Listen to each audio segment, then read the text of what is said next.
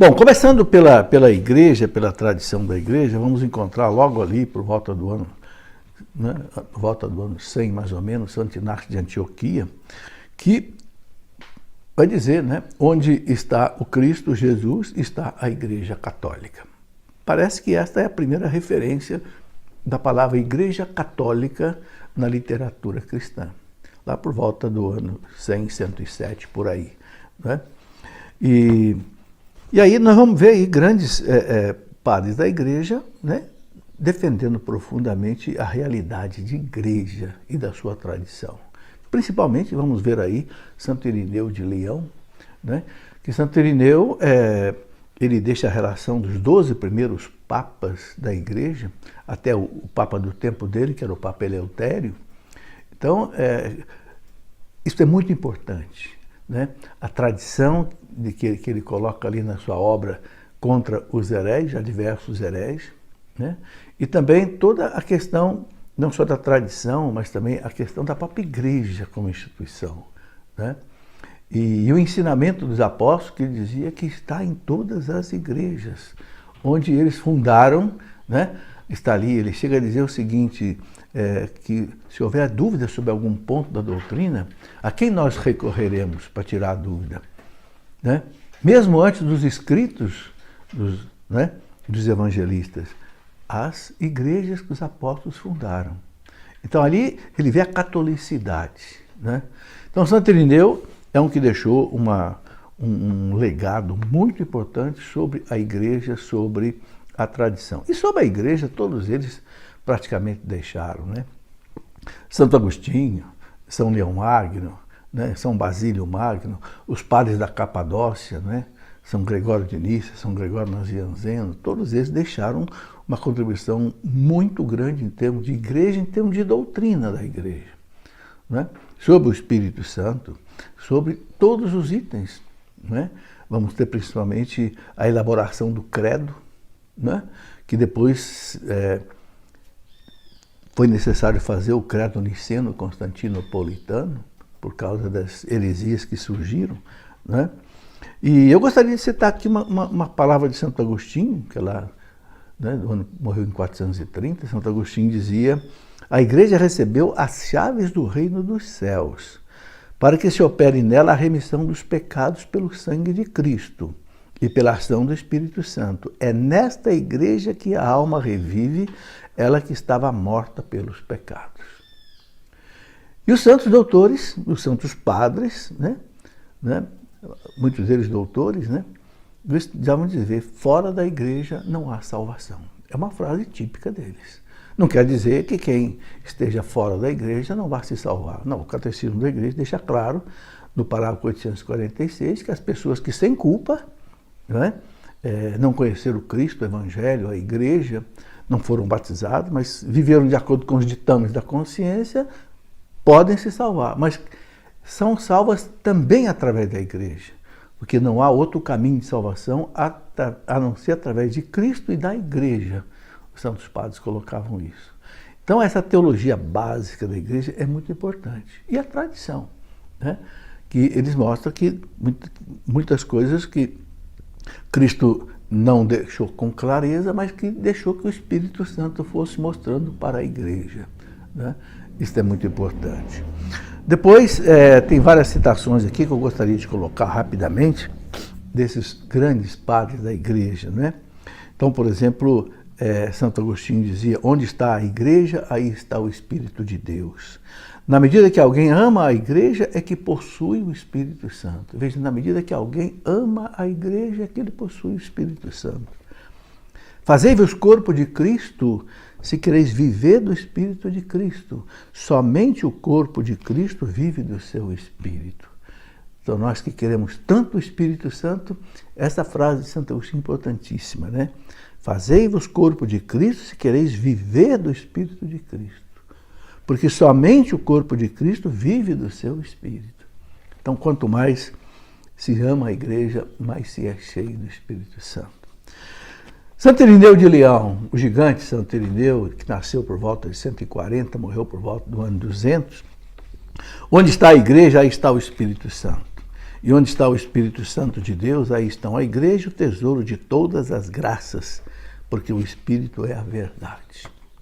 E esses homens todos, esses padres todos aí no século III, IV, cunharam aquela frase, né? Ubi Petrus ibi Ecclesia, né? Ubi Ecclesia ibi Christus. Onde está Pedro, está a igreja. Onde está a igreja, está Jesus Cristo. Isso era uma unanimidade com relação, então, à igreja, né? São João Crisóstomo, doutor da igreja, mártir, no ano 407, em Constantinopla, São João Crisóstomo disse, né? Não te afastes da igreja. Nada é mais forte do que ela. Ela é a tua esperança, o teu refúgio. Ela é mais alta que o céu e mais vasta que a terra. Ela nunca envelhece. Então, esses testemunhos sobre a igreja, sobre a tradição, são muito importantes. Santo Hipólito de Roma, lá do século II, século III, a igreja é o local onde floresce o Espírito Santo. São Justino, mártir, em 165, doutor da igreja, o mundo foi criado em vista da igreja. Santo Epifânio, morreu em 403, a igreja é a finalidade de todas as coisas. São Cipriano de Cartago, bispo mártir, né, no ano 258, que escreveu aquela obra sobre a unidade da igreja, São Cipriano dizia, a esposa de Cristo não pode adulterar. É fiel e casta. Aquele que se separa dela sabe que se junta com uma adúltera e que as promessas da igreja já não o alcançam. Aquele que abandona a igreja não espere que Jesus Cristo o recompense. É um estranho, um proscrito, um inimigo. Não pode ter Deus por pai quem não tem a igreja por mãe. Essa frase atravessou praticamente aí 18 séculos, né? Não pode ter Deus por pai quem não tem a igreja por mãe. Um santo doutor da igreja. Bom, também um ponto que me chama a atenção é na autenticidade dos evangelhos, né? Por exemplo, nós vamos encontrar, por exemplo, a confirmação de Santo Irineu, né? Que deixou lá na sua obra Contra os Hereges vários registros importantes da atuação desses padres com relação, vamos dizer assim, na confirmação que os evangelhos são, de fato, escritos pelos evangelistas, e não a posteriori, pelas comunidades mais tarde, aqueles que querem separar o Cristo da fé, do Cristo da história, como Rudolf Bultmann, né? Esse testemunho deles é muito importante. Por exemplo, Santo Irineu, ele escreveu o seguinte, né? Lá na obra dele, a diversos hereges, Mateus publicou entre os hebreus, na língua deles, o escrito dos evangelhos. Quando Pedro e Paulo evangelizavam em Roma e fundaram a igreja. Depois da morte de Pedro e Paulo, também Marcos, o discípulo e intérprete de Pedro, nos transmitiu por escrito o que Pedro anunciava. Por sua parte, Lucas, o companheiro de Paulo, registrava num livro o evangelho pregado por eles. E depois João, o discípulo do Senhor, aquele que tinha recostado a cabeça no peito dele, também publicou o seu evangelho quando morava em Éfeso, na Ásia. Está aí o livro 3, né? Na página 247 da publicação da patrística da Paulus. Né?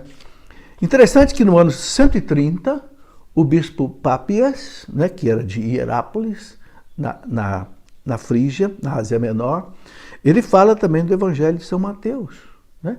Mateus, por sua parte, pôs em ordem os dizeres na língua hebraica e cada um depois traduziu como pôde. Isso está lá na obra de Eusébio de Cesareia, que, aliás, Eusébio de Cesareia, né, que é do século IV, ele foi o primeiro historiador da igreja na sua história eclesiástica, muito importante, né, publicado já pela editora Paulus, né, na coleção patrística. Eusébio deixa esse testemunho. E o mesmo Pápias, ou Papias, não sei, ele fala do Evangelho de São Marcos também. Ele diz, Marcos, intérprete de Pedro, escreveu cuidadosamente, não porém ordenadamente, as recordações ou palavras do Senhor. Efetivamente, ele jamais ouvira ou seguira o Senhor. Mas, conforme disse, mais tarde ele conviveu com Pedro, que pregava segundo a necessidade dos ouvintes, mas não elaborou uma síntese das palavras do Senhor. Assim, ao escrever de acordo com suas lembranças, não cometeu erros. tivera o único propósito de nada omitir do que ouvira, sem impingir algo de falso. Ali, na obra de Eusébio, da História Eclesiástica. Então, a gente vai vendo aí o desenvolvimento da fé. E os evangelhos são fundamentais para a nossa fé. Houve um tempo que os racionalistas, no século XVIII, quiseram questionar a autenticidade dos evangelhos, né? E Renan, Harnack, Rousseau, Voltaire, Diderot, Condorcet, aqueles que foram os mentores da Revolução Francesa, quiseram destruir a crença nos evangelhos, mas acabaram quebrando a cara, né? E aquele racionalista alemão von Harnack foi obrigado a dizer: nós trabalhamos 50 anos para tentar destruir os evangelhos, o que nós conseguimos foi construir um pedestal para que a gente colocá-lo em cima. Então, esse ponto é importante. Um outro ponto importantíssimo da participação dos padres é na apologética, né? Vamos ver os grandes apologistas da igreja, o próprio Santo Irineu, o próprio Santo Agostinho, Tertuliano, São Justino, né? Esses homens, eles escreviam para os imperadores, né? Por exemplo, Aristides de Atenas, que morreu em 130, ele escreveu para o imperador Adriano, que já era perseguidor da igreja. Justino, São Justino, que morreu mártir em 165, escreveu o seu apologético para o Antonino Pio, defendendo os cristãos e a fé católica. Tertuliano escreveu para o Marco Aurélio, aquelas frases que nós conhecemos muito bem: vede como se amam, né? O sangue dos mártires é semente de novos cristãos, imperador. Não adianta eu só ficar aí matando os cristãos nas arenas romanas, que quanto mais sangue cai nesse chão, mais brotam cristãos. Então, essa participação deles na apologética foi muito importante. São Justino, por exemplo, escreveu: cortam-nos a cabeça, crucificam-nos, expõem-nos às feras, atormentam-nos com cadeias, com fogo, com os suplícios mais terríveis. Ele escrevendo para Trifão, né? Lá na obra dele. Então, essa participação deles foi muito importante, né? A elite romana começou a se converter, como Santa Helena, depois do próprio imperador Constantino, porque esses padres da igreja, né, eles influenciavam muito já nos castelos, já nos palácios romanos, né? Então nós vamos ver senadores se convertendo, vamos ver gente importante, porque viu, né? Tertuliano, por exemplo, no seu apologético, ele que morreu em 220, no ano 197, escrevendo para o Marco Aurélio, que era um imperador estoico, perseguidor terrível da igreja, né? Ele escrevendo aos governadores do império, onde ataca as violações do direito nos processos contra os cristãos.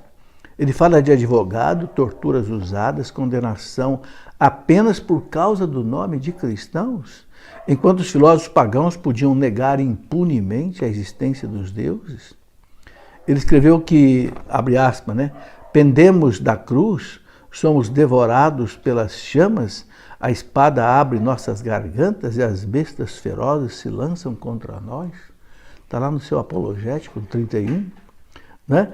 Enfim, ele ainda disse, né, no seu apologético, se o Tibre transborda, se falta seca, se o exército romano perde uma batalha, a palavra é uma só: cristãos às feras. Ou seja, tudo que acontecia, a culpa era dos cristãos. Mas a ação desses homens cultos, preparados, como São Justino, São Leão Magno, Santo Agostinho, São Jerônimo, né? Esses homens foram fermentando, né, as bases do Império Romano, que depois, lá por volta do ano 313, já o imperador praticamente se converte, impede a perseguição dos cristãos, e depois, em 385, né, o outro imperador, Teodósio o Grande, então ele vai proibir o paganismo. E aí a religião cristã, pelo decreto de Tessalônica, passou a ser, né, o cristianismo a religião oficial do Império. Mas isso custou muito o trabalho de apologética desses grandes padres da igreja. Bom, depois também na teologia, vamos ver um trabalho importantíssimo, né? Por exemplo, Clemente de Alexandria, que morreu em 215, fundou, parece que a primeira escola teológica, né, da igreja em Alexandria, né? Ele dizia: diariamente vemos com os nossos olhos correr torrentes de sangue de mártires queimados vivos, crucificados ou decapitados. Está lá na sua obra Estromata 2, né? E por aí vai, né? Depois eu gostaria de destacar aqui também a participação de Santo Agostinho. Quando o império estava já desabando no tempo dele, e os mártires e os bárbaros já tomando ali o norte da África, tomando as suas cidades, Santo Agostinho, e os pagãos culpavam a igreja pela queda do império, porque a igreja não, esses pagãos não prestam culto aos deuses, então os deuses estão se vingando de nós. Então Santo Agostinho vai e escreve a De Civitate Dei, a cidade de Deus, né? Realmente em resposta a esta acusação dos pagãos contra, e essa obra se tornou clássica, né? A cidade de Deus. Depois nós temos também muitos mártires entre os padres da igreja. Vamos encontrar aí, por exemplo, né, Inácio de Antioquia, que não deixa de ser um padre da igreja, mártir no ano 107, no Coliseu. São Policarpo de Esmirna, gigante São Policarpo, que deu um testemunho heróico ali na arena de Esmirna. Depois Santo Irineu de Leão, São Justino, São Cipriano de Cartago, foram muitos mártires, né, que deixaram. Depois uma outra participação muitíssimo importante dos padres da igreja foi exatamente no combate às heresias. Desde o gnosticismo, que foi a primeira que os próprios apóstolos tiveram que combater, Pedro, Paulo, João, mas entram aí, né, no combate contra o gnosticismo, o próprio Santo Irineu, que talvez tenha sido a obra mais importante, né, Adversos Hereges. E o gnosticismo era tão difícil que Irineu compara vencer o gnosticismo como se você tivesse que pegar uma fera numa floresta, onde a fera se escondia atrás de cada árvore. Cortava-se uma árvore, ela se escondia atrás de outra. Então Irineu faz essa comparação. Foi como que precisassem cortar todas as árvores da floresta para conseguir pegar a fera, porque o gnosticismo era mutante, né? Todos aqueles gnósticos, né, Marcião e etc., eles iam criando vários, e eram preparados, inteligentes, né? Aliás, Santo Agostinho diz que nenhum herege é pouco inteligente. Os hereges dão muito trabalho porque exatamente eles são inteligentes e são importantes, eles formam escola. Então, quando surgiu o arianismo, por volta do ano 325, que a igreja teve que combater no Concílio de Nicéia, 325, principalmente com o trabalho heróico de Santo Atanásio, que chegou a ser exilado 5 vezes, porque os imperadores romanos do Oriente se tornaram arianistas, né? Influenciados por Eusébio de Nicomédia, e até o próprio Eusébio de Cesareia cedeu um pouco ao arianismo. Então os imperadores descendentes de Constantino, né, por 5 vezes Atanásio foi, né, exilado, mas eles derrubaram, mesmo que depois de 4 séculos de luta, derrubaram o arianismo. Mas esses gigantes, esses padres da igreja que, tanto aqui no Ocidente quanto no Oriente, né, defendiam vivamente a divindade de Cristo. E depois vem o macedonismo, no ano 381, né, em que Macedônio, patriarca de Constantinopla, veja, patriarca de Constantinopla, assim como o Ário do arianismo era um presbítero famoso de Alexandria, Macedônio, que negava a divindade do Espírito Santo, era um homem também patriarca de Constantinopla, não era um João Ninguém, né? Mas aí vem o Concílio de 381 de Constantinopla I e derruba de novo mais uma heresia. E esses padres todos que enfrentaram ali o arianismo enfrentam agora, né, o macedonismo, a negação do Espírito. E aí vamos ter então o credo niceno-constantinopolitano, falando que o Espírito Santo é Deus. Foi ele quem falou pelos profetas. Procede do Pai e do Filho, com o Pai e o Filho é igualmente adorado. Depois temos outras heresias, né? Santo Agostinho, no tempo dele, teve que enfrentar o donatismo e levou a questão para Roma, e o Papa condenou o donatismo, também já tinha o novacionismo de Novato, né? E Santo Agostinho vai dizer aquela frase célebre, né? Roma locuta, causa finita. Roma falou, encerrada a questão. Mas um Santo Agostinho da vida, ele teve que enfrentar 4, 5 heresias. O maniqueísmo, porque ele foi maniqueísta, né? enfrentou aí o arianismo, enfrentou o donatismo, enfrentou o próprio macedonismo. Né? Depois nós tivemos, né, o nestorianismo, de Nestório, que negava que Nossa Senhora era a mãe de Deus. Então nós vamos ver no concílio de Éfeso, 431, a figura extraordinária de São Cirilo de Alexandria. O grande São Cirilo de Alexandria vai lá e defende a maternidade divina, o dogma da maternidade divina com unhas e dentes. Né? E o concílio termina chamando Maria de Agios Theotokos, Santa Mãe de Deus. Então a participação da patrística aí foi fundamental. Tivemos também outras heresias, como o monofisismo, né? Monofisismo de Eutiques, né? Monge famoso de Constantinopla, que negava, né, que Cristo tivesse a natureza humana. Eutiques achava que o verbo tinha engolido a natureza humana. Então Cristo não seria homem perfeito. Então entra São Leão Magno, escreve o Tomos a Flaviano e diz, não, Cristo é perfeitamente Deus e perfeitamente homem.